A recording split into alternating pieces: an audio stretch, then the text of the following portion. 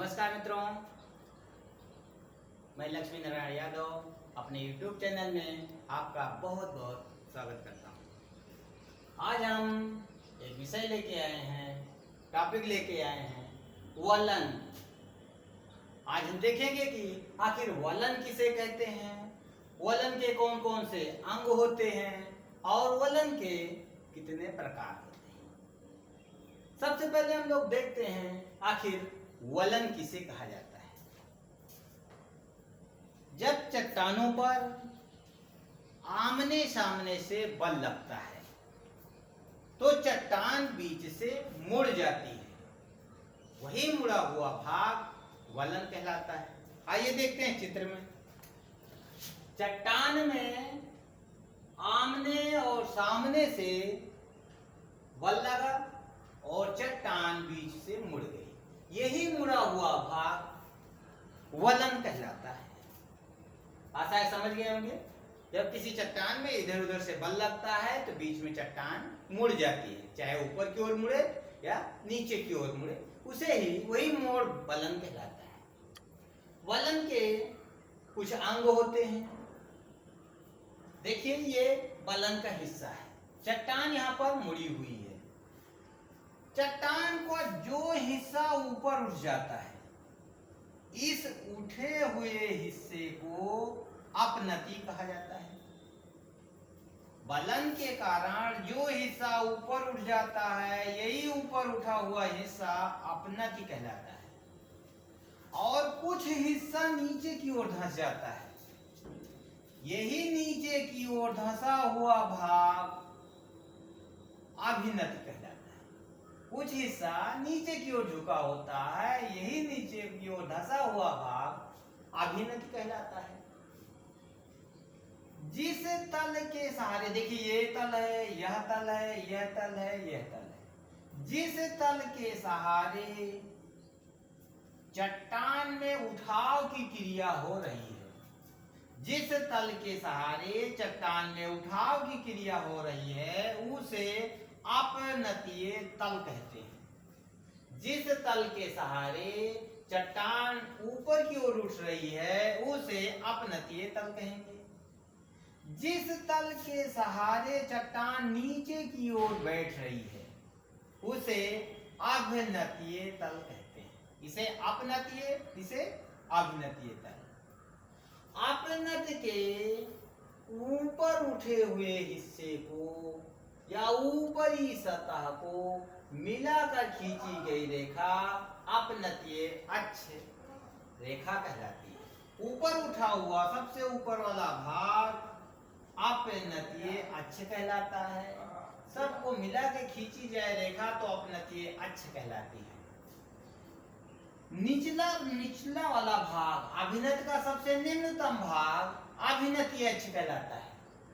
इसके सहारे भी यदि रेखा खींची जाए तो अभिनतीय अक्षीय रेखा कहलाती है। ये तो था अभिनत के या वलन के अंग। कभी कभी वलन की क्रिया इस स्तर की हो जाती है कि उसमें छोटे छोटे कई वलन हो जाते हैं। यदि वलन बृहद पैमाने पर हो रहा है तो उसमें भी चट्टानें बीच बीच से मुड़ जाती है। इन मुड़ी हुई चट्टानों का बृहद रूप यदि अपनत के रूप में है तो इसके संपूर्ण समूह को समापनति कहते हैं। यदि बृहद भाग नीचे की ओर धंस रहा है तो इसमें भी अपनतियां बन रही हैं। तो इस पूरे समूह को, जिसमें छोटी छोटी अपनतियां और अभिनतियां विद्यमान है, के समूह को समापनति, सम अभिनति कहा जाता है। तो ये समापनत और सम अभिनति का उदाहरण है। इसमें छोटी छोटी अपनतियां और अभिनतियां विद्यमान होती हैं। अब हम देखते हैं कि वलन के प्रकार। वलन कितने प्रकार का होता है। वलन की प्रकृति के आधार पर या कहें मोड़ के आधार पर वलन को कई भागों में बांटा जाता है। यदि वलन होता है, चट्टान मुड़ती है, तो एक हिस्सा एक भुजा और दूसरी हिस्सा दूसरी भुजा कहलाती है।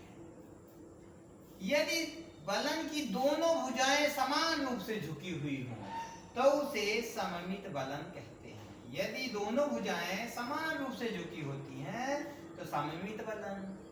यदि एक भुजा ज्यादा झुकी हो, एक भुजा कम झुकी हो तो उसे असममित बलन कहेंगे। यदि किसी चट्टान में बलन इस प्रकार पड़ जाए कि एक भुजा झुक जाए और दूसरी भुजा सीधी खड़ी रहे तो उसे एक नत बलन कहेंगे। यदि किसी चट्टान की दोनों भुजाएं किसी एक दिशा की ओर झुक जाएं तो उसे समनत बलन कहेंगे। यदि बलन ऐसा हो कि इसके बीच बनने वाला कोण न्यून कोण अर्थात 90 डिग्री से कम हो तो उसे बंद बलन कहेंगे। यदि बलन इस प्रकार का हो कि उसके मध्य बनने वाला कोण 90 डिग्री से अधिक हो तो उसे खुला बलन कहेंगे।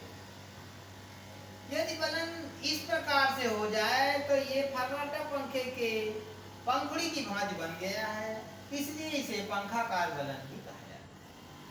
यदि बलन इस प्रकार से हो जाए कि चट्टान क्षैतिज हो जाए, इतना झुक जाए कि क्षैतिज हो जाए और दोनों चट्टानें एक दूसरे के ऊपर स्थापित हो जाएं, जैसे लग रहा है कि सो रही हो, अर्थात इसे शयान बलन कहेंगे।